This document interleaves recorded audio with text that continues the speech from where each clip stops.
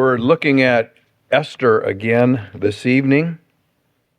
I don't know about you, but I think it's been fun and rewarding. And as you're turning to it, I'll just give a little bit of background again, just so we're on the same page. We don't know exactly who wrote the book. We don't know exactly when, but we know that it was sometime between Zerubbabel and Ezra. What's it about? Now, these things we do know. We don't know for sure. What's the book about? The book is about the providence of God. And ironically, it's the providence of God when he is not mentioned by name once in the book. The book of Esther, secondly, records the institution of the Jewish feast of Purim, which we will read about tonight.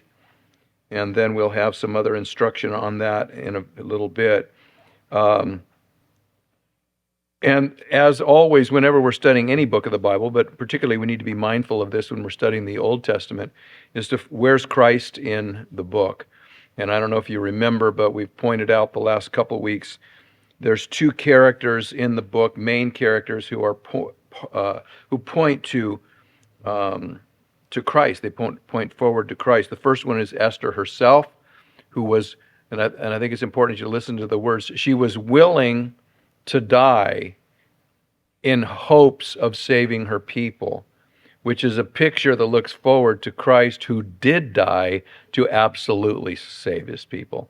So the type is not as powerful as what the type points to, which is Christ. And the other is Mordecai. Mordecai is a picture of Christ's victory over Satan, the battle of wills between Mordecai and Haman. Haman wanted to kill Mordecai, and he wanted to do it in a flashy sort of a way by impaling him on a big spike that was 75 feet tall. Why that tall? Just because he wanted to, I guess. But as we saw last time, that turns around, and the very thing that Haman had purposed to destroy Mordecai ends up being the end of Mordecai, which is the same as the cross. Christ, the devil wanted Christ on that cross. And Jesus did go to the cross, but who got defeated there? Not Jesus. Jesus was victorious on the cross, whereas Satan was defeated by the cross. Just to kind of recap the chapters 3 through 6, Haman was honored by the king. Haman hated Mordecai because Mordecai, remember, wouldn't bow.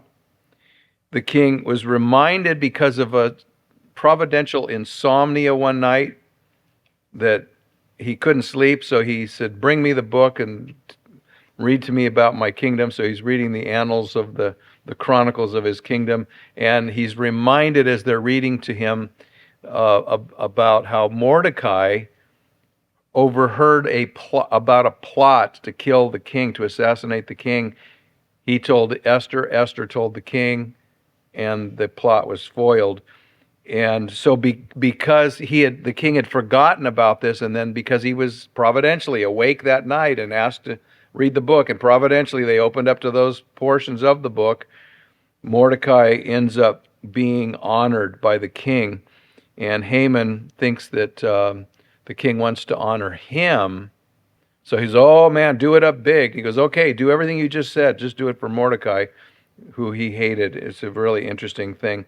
Tonight we're going to look at 7, 8, 9, and 10, 4 chapters.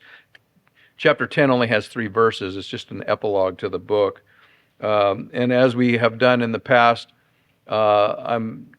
my outline is chapters 7 through 10 in 3 acts with an epilogue.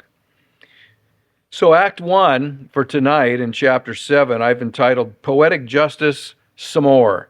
We got some poetic justice last time on Haman, but we're going to see some more of it.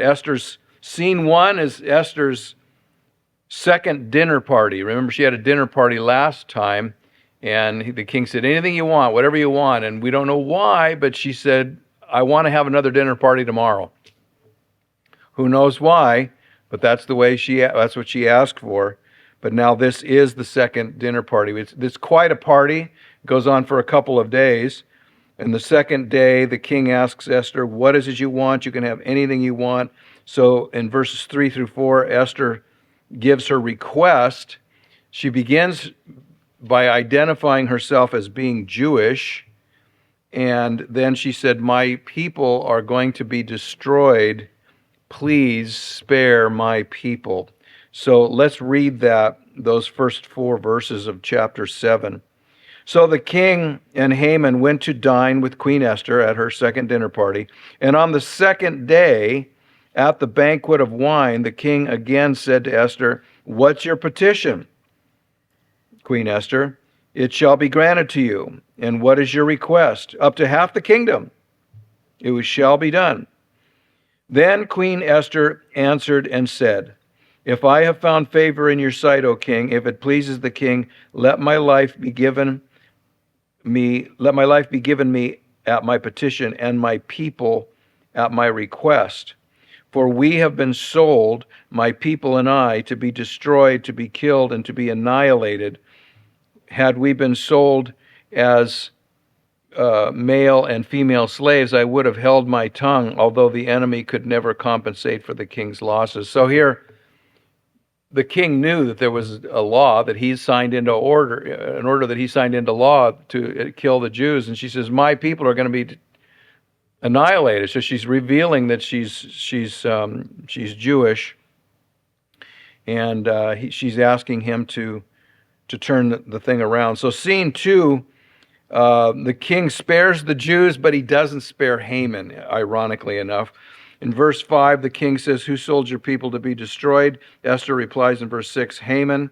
In verse 7, the king is so distraught that he has to step outside. He goes, he's like, and he gets up out of the party and goes out into the veranda or something. Haman was so afraid in verse 8 that he runs to Esther and starts pleading for his life.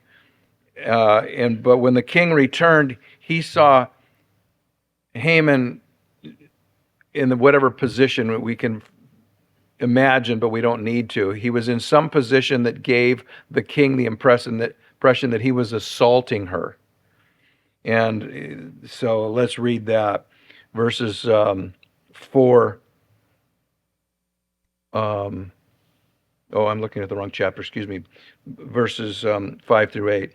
So King Ahasuerus answered and said to Queen Esther, who is he? Where is he who would dare presume in his heart to do such a thing? Esther said, the adversary and enemy is this wicked Haman. So Haman was terrified before the king and queen. Then the king arose in his wrath from the banquet of wine and went to the palace garden. But Haman stood before Queen Esther, pleading for his life, for he saw that evil was determined against him by the king. When the king returned from the palace garden to the place of the banquet of wine, Haman had fallen across the couch where Esther was. So again, we can kind of imagine she was reclined maybe on a couch, and he, was prostrating himself, saying, please, please, please. But it looked like maybe he was assaulting her. Then the king said, will he also assault the queen while I am in the house? Saying, you got guts.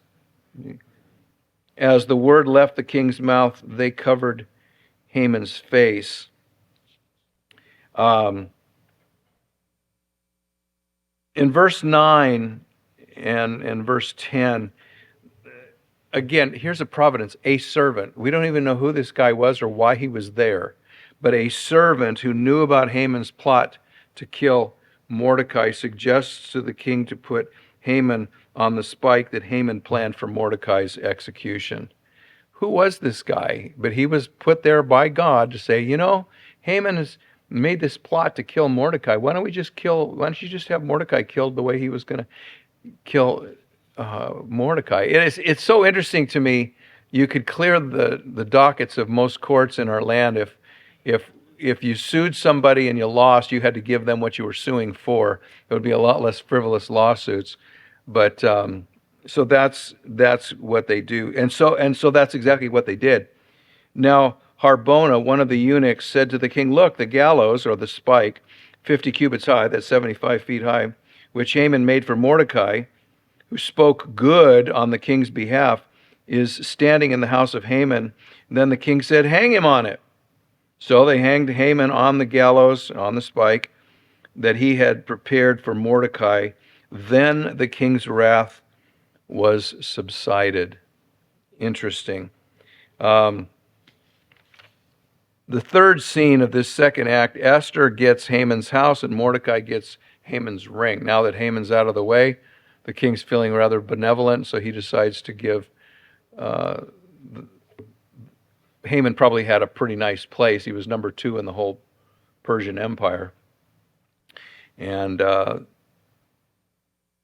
in verse 1, the king gives Esther Haman's house, and Esther reveals that she's Mordecai's relative. He didn't know about this yet. He knew about Mordecai, the king knew about Mordecai who'd saved his life, and he knew about Esther, who was his wife. But he didn't know they were related until this time. And then in verse 3, the king takes his signet ring from Haman. If you remember in chapter 3, verse 10, the king had taken his signet ring and given it to Haman to really give him authority and power in the kingdom. He takes it from Haman and gives it to Mordecai. So now, again, more providential justice. The glory and honor that was being given to Haman by the king, removed from Haman and given to Mordecai. So, on that day, verse 1, King Ahasuerus gave Queen Esther the house of Haman, the enemy of the Jews, and Mordecai came before the king, for Esther told him how he was related to her. So the king took off his signet ring, which he had taken from Haman, and gave it to Mordecai, and Esther appointed Mordecai over the house of Haman. So now it's not official just yet, but it's looking like, and if you know the rest of the story, Mordecai ends up in the position that Haman had of being the number 2 guy in the whole thing. The last scene 4 of this Act 1, God providentially uses Esther to save the Jews. This is somewhat of a lengthy section, and it gets there's a lot of details. Esther pleads her case about sparing the Jews, verses 3 through 6. So let me read that and break it up a little bit. Now Esther spoke again to the king, fell down at his feet, and implored him with tears to counteract the evil of Haman the Agagite and the scheme which he had devised against the Jews. He was stopped in his tracks on that. And the king held out a golden scepter. Oh, I want to stop there. No, I'll read through 6. And the king held out a golden scepter toward Esther, which was giving her permission to speak, if you remember from previously. So Esther arose and stood before the king and said, "If it pleases the king, and if I have found favor in his sight, and the thing seems right to the king, and I am pleasing in his eyes," so she's very much giving deference to him, "let it be written to revoke the letters devised by Haman the son of Hammedatha the Agagite, which he wrote to annihilate the Jews who are in all the king's provinces. For how can I endure to see the evil that will come upon my people, or how can I endure to see the destruction of this?" So apparently, as you read through it, they probably didn't write the law, but they conferred with the people who did write the law, the legal counsel for the king. But they told him, "Here's what we want to write." And it was on the same day that it was designated to destroy the Jews. So pick up in verse 7. Then King Ahasuerus said to Queen Esther and Mordecai the Jew, "Indeed, I have given Esther the house of Haman, and they have hanged him on the gallows because he tried to lay his hand on the Jews. You yourselves righted decree. So he's telling you guys can write it. They probably didn't literally write the law, but what they wanted written was what was written. You yourselves write a decree concerning the Jews as you please in the king's name and seal it with the king's signet ring. For whatever is written in the king's name and sealed on the king's signet ring, no one can revoke. And of course, who has the ring now? Mordecai does. So the king's scribes were called. This is why I say the legal council comes in to say, how do we do this? So the king's scribes were called at that time in the third month, which is the month of Sivan, on the 23rd day, and it was written according to all that Mordecai commanded. So he's dictated, here's what to write. To the Jews, the satraps, the governors, the princes of the provinces from India to Ethiopia. That's a pretty big swath of land that the Persian Empire covered. India to the east and Ethiopia in Africa. 127 provinces in all, to every province in its own script, to every people in their own language, and to the Jews in their own script and language. So it's not only written, but it's got to go out to all the places, which is a big deal because they didn't just post it on Facebook. I mean, they had to write copies of this stuff and disperse it to all the places, and translate it to different languages. And he wrote in the name of King Ahasuerus, sealed it with the king's signet ring, sent letters by couriers on horseback, riding on royal horses, bred from swift steeds. By these letters, the king permitted the Jews who were in every city to gather together to protect their lives. So here was the plan. It sounds maybe goofy to us because we're not Persian, but they couldn't change the laws. So there was a law that said that the Jews could be killed. They couldn't reverse that law. So what they did is they wrote a law that said, no, the Jews can fight back and they'll be given preference. So they can protect their lives to destroy, kill, and annihilate all the forces of any people or province that would assault them, both little children and women, and plunder their possessions. On one day, in all the provinces of King Ahasuerus, on the 13th day of the 12th month, which is the same day that, remember, they cast the lot. What day shall we do this? Again, man rolls the dice, God determines the outcome. That was the day that when Haman cast the lot, rolled the dice to say, when should we annihilate the Jews? That's the day this came. And so Mordecai says, on that day, fight back. Be prepared to fight, which is the 12th month, which is the month of Adar. A copy of the document was to be issued as a decree in every province and published for all people so that the Jews would be ready on that day to avenge themselves on their enemies. The couriers who rode on royal horses went out, hastened and pressed on by the king's command, and the decree was issued in Shushan, the citadel, or in other words, in the capital of the city. Mordecai, you're going to see here, was spangled with all kinds of finery, and the Jews were rejoicing throughout the empire. So pick up at verse 15. So Mordecai went out from the presence of the king. Watch what he was wearing. In royal apparel of blue and white. This is the guy that Haman wanted to put on the spike. With a great crown of gold and a garment of fine linen and purple. And the city of Shushan rejoiced and was glad.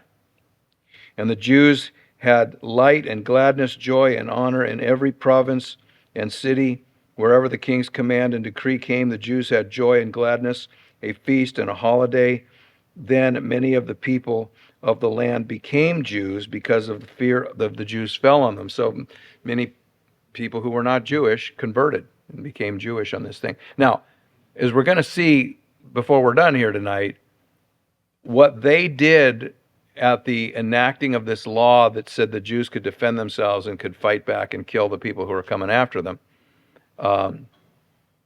there was rejoicing. It was a big party. And as we're going to see a little bit later, that's what Purim is. It's an annual party of remembrance of this day. So that'll become more evident. Now, chapter 9, verse 1 through 17, again, it's pretty self-explanatory. It just tells what happened.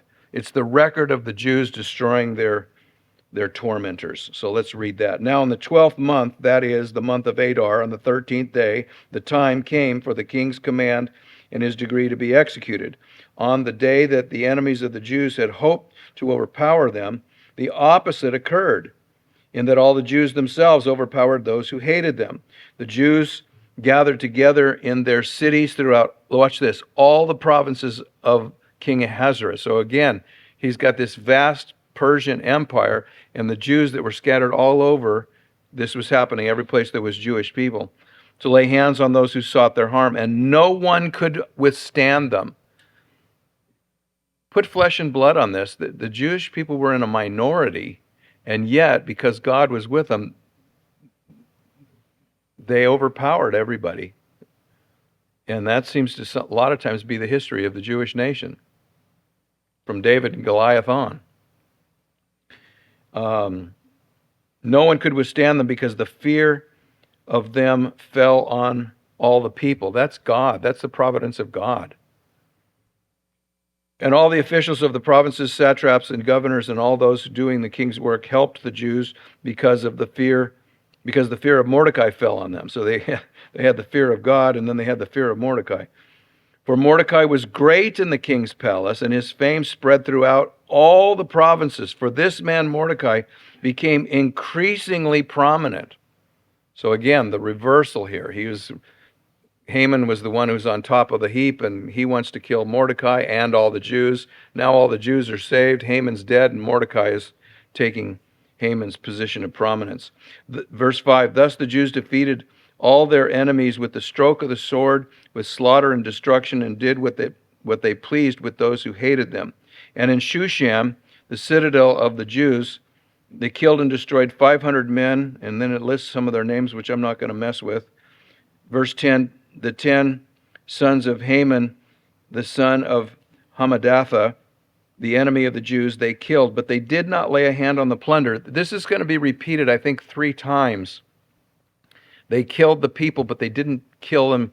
They didn't loot. They killed the people who were opposing them and wanted to kill them, but they didn't take their stuff. And I just think it doesn't give any explanation why, but it speaks of integrity and that they weren't doing this to enrich themselves. They were doing this to protect themselves. Verse 11, on that day, the number of those who were killed in Shushan, the citadel, was brought to the king. And the king said to Queen Esther, the Jews have killed and destroyed 500 men in Shushan in the citadel. So that's just in the capital city. And 10 sons of Haman.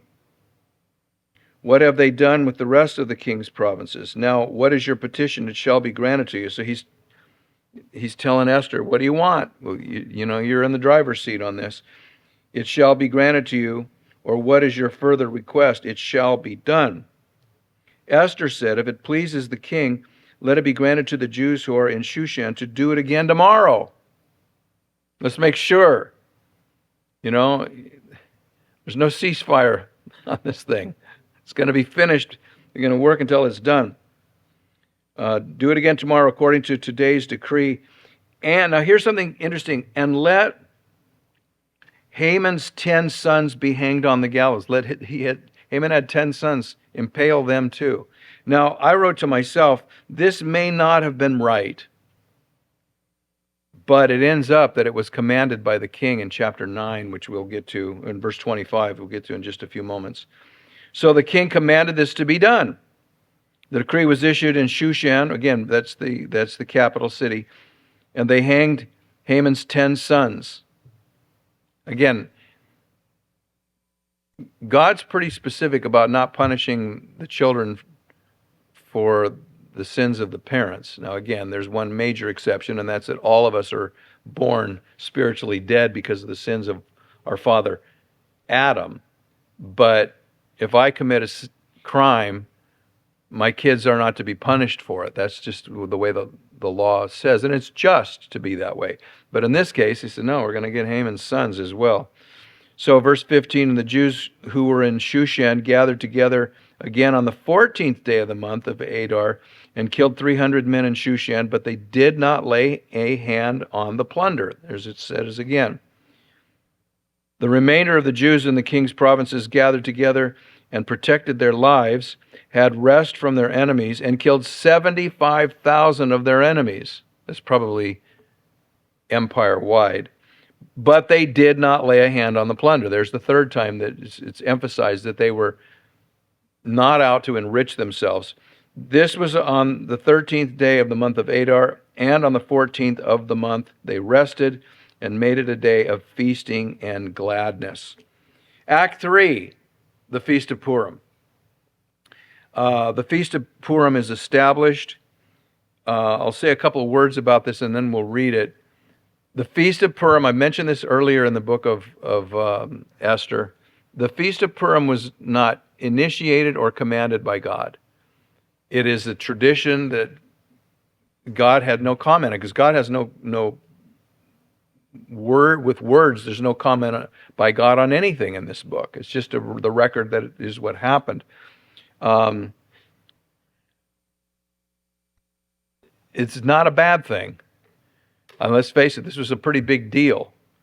The Jewish race was scheduled to be annihilated.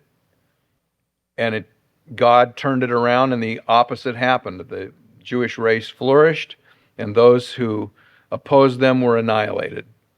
And not all of everybody in the empire, but those within the empire who opposed them.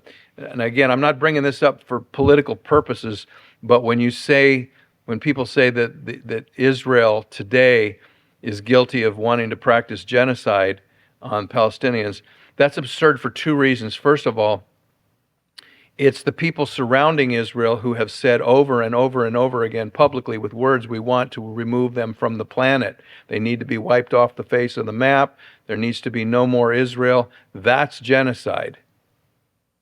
Because it's indiscriminate. It doesn't matter whether you're a man, woman, a child, whether you're a genius or an imbecile, whether you're rich or you're poor, it doesn't matter. The people who surround modern-day Israel want to kill all Jews. That's the definition of genocide. So the enemies of thinking say, no, Israel's doing genocide because they're attacking the Palestinians. They're not attacking the Palestinians. They're attacking Hamas. Now, here's what I want you to see. There's a difference between warring against a people group to destroy them and warring against the people of an ideology to destroy that ideology. Do you see the difference? They're not out to destroy all Palestinians. They're out to destroy Hamas. Now, again, I'm not bringing this up to try to further a political agenda because I'm not running for anything. But it's important that we understand these things. And the Jews were not out to get the plunder, and they weren't out to kill everybody in the empire, just the people who opposed them. Because the empire flourished for hundreds and hundreds of years more. So they weren't destroying the Persian Empire. By the way, just so you know, the Feast of Purim originally was in the spring. That's when the Jewish calendar is slightly different from ours. This is why, and because they don't sync up, that's why Easter on our calendar moves every year. It's not always on the same date. Sometimes it's in March, sometimes it's in April. The Feast of Purim is also in the springtime, usually in March. And that's when this happens. So let's read, and it's a lengthy reading to read about the establishment of the Feast of Purim. Verse 18, but the Jews who were in Shushan assembled together on the 13th day as well as on the 14th, and on the 15th of the month they rested, and they made it a day of feasting and gladness. They're going to establish a festival, a feast. It's not one of the three feasts that God commanded, but it is a big deal. Therefore the Jews of the villages who dwelt in the unwalled towns celebrated on the 14th day of the month of Adar with gladness and feasting as a holiday, and for sending presents to one another. Don't forget that. And Mordecai wrote these things and sent letters to all the Jews near and far who were in all the provinces of King Ahasuerus, to establish among them that they should Mordecai is now legislating. He's saying this is now a tradition for the Jews, because it says to establish that they should. When the government says you should, they mean it. And you should celebrate yearly. In other words, this is a new thing that's going to be recurring. Yearly, the 14th and 15th days of Adar. So notice it's a 2-day celebration. As the days on which the Jews had rest from their enemies, as the month which was turned from sorrow to joy for them, and from mourning to a holiday, that they should make them days of feasting and joy, or of sending presents to one another, and gifts to the poor. Notice that. It's going to come up again in a little while. It wasn't just a party. They gave gifts to each other, and they were supposed to give something to the poor. So the Jews verse 23, the Jews accepted the custom. It's not from God. They accepted the custom which they had begun as Mordecai had written it. Mordecai is the one who established. Because Haman, the son of Hammedatha, the Agagite, the enemy of all the Jews, had plotted against the Jews to annihilate them and cast a lot, or we would say today roll the dice, that is the lot, to consume them and destroy them. But when Esther came before the king, he commanded by letter that this wicked plot which Haman had devised against the Jews should return on his own head, and that he and his sons should be hanged on the gallows. So see, we don't know who came up with this first. Was it Esther who told the king, or was it the king who just enacted this? Either way, it's not really justice, but whatever. So they called these days Purim. Pur means the casting of the lot or rolling of the dice. What is that? Luck. And what have we been talking about in the book of Esther? The book of Esther is a book of providence, not of luck. So they called the days Purim. I am or I-N, and the end of a Hebrew word makes it plural. We put an S on the end. They say I am or I-N. So it's the days of Purim, of the days of the after the name Pur. Therefore, because of the words of this letter, what they had seen concerning this matter and what had happened to them, the Jews established and imposed it upon themselves. It's now enacted that this is something you're supposed to do, is celebrate the Feast of Purim. They imposed it on themselves and their descendants and all who would join them, that without fail they should celebrate these 2 days every year, according to the written instructions and according to the prescribed time, that these days should be remembered and kept throughout every generation. Can I make a suggestion? Don't just remember the date and the party. Remember why. This was a dramatic demonstration of the providence of God in sparing the Jews from annihilation. Throughout every generation, every family, every province, every city, that these days of Purim should not fail to be observed among the Jews, and that the memory of them should not perish among their descendants. I wonder if you're wondering, do they celebrate it today? I've already mentioned that they do. Then Queen Esther, the daughter of Abihail, with Mordecai the Jew, probably, some people say he was a cousin, some people say he was an uncle, he's a relative, wrote with full authority to confirm this second letter about Purim. And Mordecai sent letters to all the Jews, to the 127 provinces of the kingdom of Ahasuerus, with words of peace and truth, to do what? To confirm these days of Purim at their appointed time, as Mordecai the Jew and Queen Esther had prescribed for them, and as they had decreed for themselves and their descendants concerning matters of their fasting and lamenting. So the decree of Esther confirmed these matters of Purim, and it was written in a book. So it's interesting to note, when they found out about the law that was against them, there was days of fasting and sackcloth and ashes, and now God turns sorrow into joy, and it's a day of feasting and partying. The last bit of the book is this epilogue of the long chapter 10, 3 verses. And it's pretty much self-explanatory. And King Ahasuerus imposed tribute on the land and on the islands of the sea.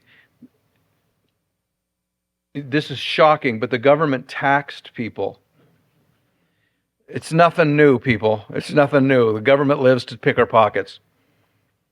Now all the acts of his power and of his might and the account of the greatness of Mordecai, to which the king advanced him, are they not written in the book of the Chronicles of the Kings of Media and Persia? So that's interesting. It was even written in the books of secular history.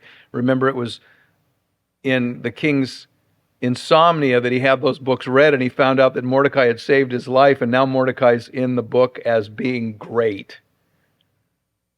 Why? Because for Mordecai, the Jew, was second to King Ahasuerus, and was great among the Jews, and well received by the multitude of his brethren, seeking the good of his people, and speaking peace to all his countrymen. Now, where's Persia? Where's Persia today? What country is that? Iraq. I mean, Iran. Iran. You know what there is in Iran today? I don't know if it's legit or if it's just something that they've done. It wasn't officially sanctioned by the Jewish religion until the 1600s of, AD. But there's a tomb in Iran to this day, the tomb of Esther and Mordecai, which is pretty interesting that there's a tomb in Iran to two Jewish heroes, but it's still there. Every now and then it gets a little bit vandalized, but they keep using it. I just think it's an interesting little bit of trivia. So I wanted to talk a little bit about how is Purim, as we say in English, Purim, how is it celebrated today? Is it celebrated today? The answer is yes. How is it celebrated today? Now, it's very interesting because for us as Christians, we know about the feasts of the Old Testament, the 3 feasts that the Jews were supposed to go every year. All Jewish males above the age of 13 were supposed to, or the age of 12, were to go to Jerusalem for the Passover, Pentecost, and Tabernacles. And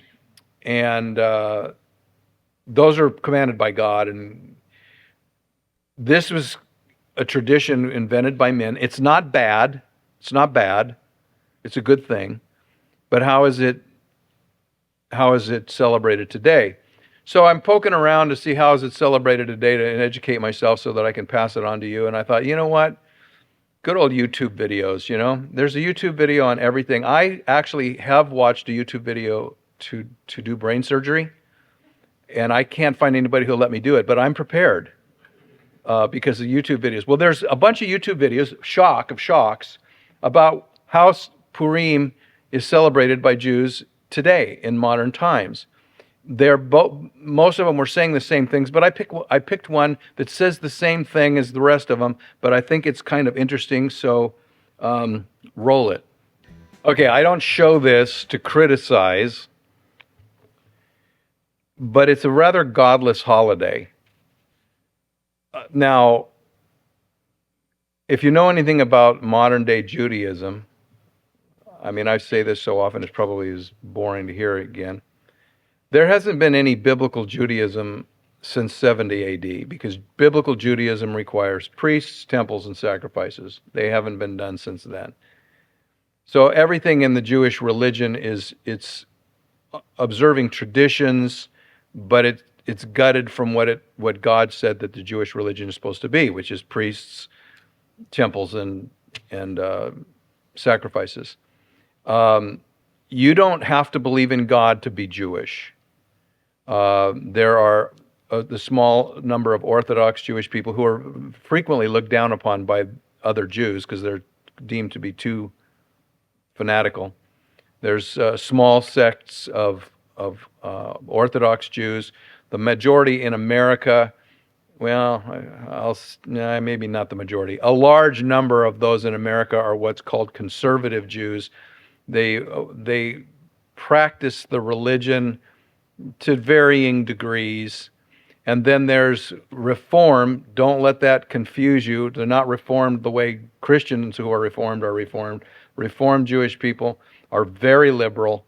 And you can be an atheist and be a Reformed Jew because it's much more about the traditions and the culture than it is about God. Now, getting back to Purim, it's interesting to me that there's very little mention of God in the celebration of modern day Purim, but there's very little mention of God. Well, there's zero mention of God in the book of Esther. Not that, but what makes a tradition good, even if it's not a commandment of God? Um, it has to have meaning, and the people celebrating it need to know that meaning. If we're celebrating Purim, what we're doing is we're celebrating that God miraculously delivered his people from extinction.